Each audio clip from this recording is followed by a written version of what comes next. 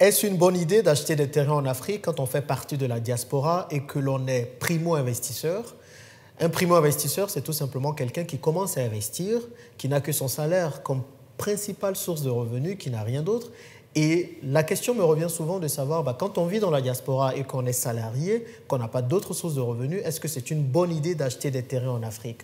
Je suis le premier à vous encourager à acheter des terrains en Afrique pour lutter contre les requins internationaux qui s'accaparent nos terres en Afrique. Mais est-ce que c'est vraiment une bonne idée quand on commence à investir de le faire? C'est à cette question que je vais répondre dans cette vidéo.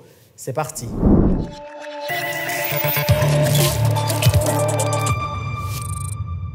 Si vous me découvrez pour la première fois, je m'appelle Jean-Yves, multi-investisseur, principalement sur le continent africain, ensuite en France et à Dubaï.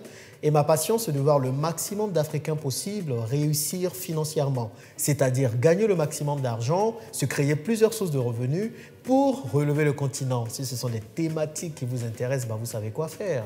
N'hésitez pas à vous abonner à cette chaîne. Activez la cloche de notification pour être alerté de la parution de toutes nouvelles vidéos sur cette chaîne. C'est une question un peu à double tranchant et je vais vous donner mon avis franc. Est-ce qu'il faut acheter des terrains en Afrique quand on commence à investir? Avant de répondre à cette question, c'est très important de comprendre une chose fondamentale quand on est investisseur. C'est de comprendre la différence entre le cash flow et le profit. Ce sont les deux principales manières, sinon les deux seules manières de se faire de l'argent quand on investit. Le cash flow, c'est quoi? C'est tout simplement le fait d'investir dans un bien immobilier ou dans un projet et d'avoir une rente par mois. Une rente, c'est tout simplement de l'argent qui rentre. Je prends par mois pour simplifier les choses. Donc, imaginez que vous investissez de l'argent dans un bien immobilier. Ce bien immobilier vous génère à peu près 1 500 € de revenus mensuels et vous avez des charges d'à peu près 1 000 €. Dans les charges, il peut y avoir le crédit, si vous avez pris un crédit pour faire l'acquisition de votre bien, les charges de gestion d'agence et tout ça. Et donc, quand vous faites les 1 500 moins les 1 000 €, il vous reste 500 €, c'est ce qui représente votre cash flow et qui rentre dans votre poche. Le profit, à contrario, c'est tout simplement le fait d'acheter quelque chose, de se dire que ça va prendre de la valeur avec le temps. On achète un bien immobilier, un terrain, prenons-le, si on investit dans le foncier, on investit dans un terrain se disant que le terrain prendra de la valeur avec le temps. Quand on fait très bien les projections, on sait à peu près au bout de combien de temps ce terrain prendra de la valeur. Donc souvent, c'est au bout de 2 ans en Afrique. Si vous achetez dans des zones avec très forte tension d'achat de terrain, eh bien, au bout d'1 an, vous pouvez revendre votre terrain avec une bonne plus-value. Ou bien, parfois, ça prend 2, 3, 4, 5 ans. Et ça, c'est la deuxième façon de se faire de l'argent sur un bien immobilier ou sur un projet ou un produit qu'on achète et on essaie de se dire qu'on va le revendre plus cher demain. Maintenant, quand on est primo-investisseur, quand vous commencez, moi, je vous dis tout de suite, privilégiez des investissements qui vont vous donner de l'argent maintenant. Des investissements qui vont vous créer une rente. Parce que quand vous n'avez que le salaire comme source principale et unique de revenus, votre objectif premier devrait être de créer des sources de revenus supplémentaires. Vous comprenez? Des sources de revenus supplémentaires. Et c'est avec ces sources de revenus que vous allez pouvoir investir dans des projets qui vont vous donner de la plus-value avec le temps. Des projets qui vont vous donner du profit avec le temps. Le problème, c'est que si vous investissez dans un terrain aujourd'hui et que vous n'avez rien d'autre, imaginons que vous investissez dans le terrain, votre argent, il est là-bas. Il reste là-bas, mais il ne vous produit pas plus. Si demain, vous perdez votre emploi, qu'est-ce qui va se passer? Est-ce que vous allez pouvoir facilement vendre le terrain pour pouvoir avoir de l'argent? Non. Vous allez peut-être y arriver, mais cela ne va pas vous donner une rente.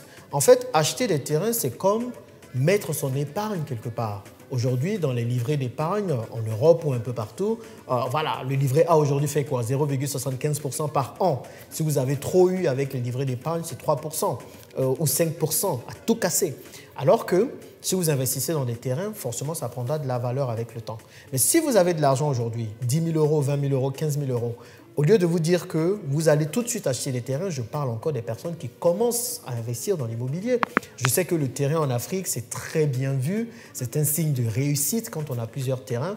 Mais je trouve que quand on n'a que le salaire, il faut d'abord penser à se créer d'autres sources de revenus avant d'aller acheter du terrain.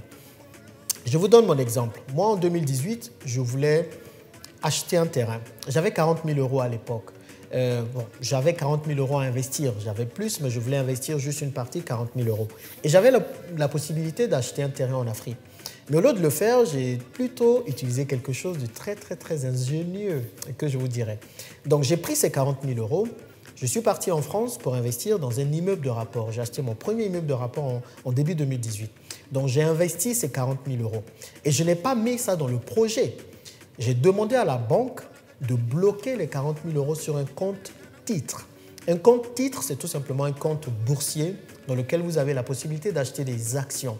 Donc, la banque a bloqué ce compte, c'est-à-dire que je ne pouvais pas avoir accès à ce compte. Elle investissait en accord avec ce que moi je disais, mais ce compte était bloqué pendant toute la durée du prêt immobilier que j'ai pris. Donc, je suis parti acheter un immeuble, j'ai bloqué cet argent chez la banque, donc j'ai ouvert un compte boursier. La banque m'a prêté la totalité du montant dont j'avais besoin pour acquérir mon premier bien immobilier, mon immeuble de rapport de 5 appartements. Cet immeuble de rapport me coûtait à peu près 230 000 euros et 10 à 15 000 euros de travaux à peu près, donc à tout casser 250 000 euros. Et il me rapportait chaque mois 2 500 euros de revenus. Et j'ai tout fait pour avoir un différé de remboursement. On est d'accord? Donc j'ai eu un différé de remboursement. Je vous dis encore que la banque a tout financé. Et avec ce différé de remboursement, je ne commençais pas à rembourser mon prêt tout de suite. Donc, je gagnais 2 500 euros par mois. On va dire 2 200 ou 2 300 parce que j'enlevais un peu pour la gestion de l'agence, pour pas mal de petites charges par-ci, par-là. Donc, 2 300 par mois dans ma poche, ça me fait à peu près 25 000 à l'année. Eh bien, j'ai utilisé ces 25 000 à l'année pour acheter un appartement en Côte d'Ivoire, même pas un terrain. Un appartement que j'ai mis en location meublée saisonnière.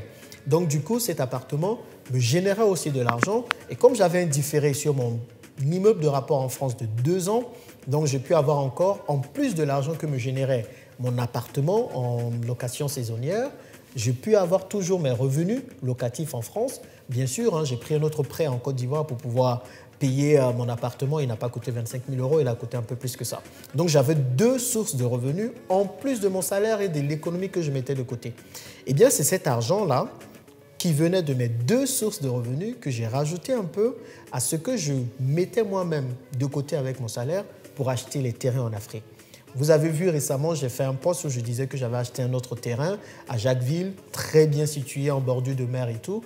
Eh bien, c'est comme ça que moi je fais pour acheter les terrains. J'achète rarement les terrains avec mon argent qui vient de ma poche.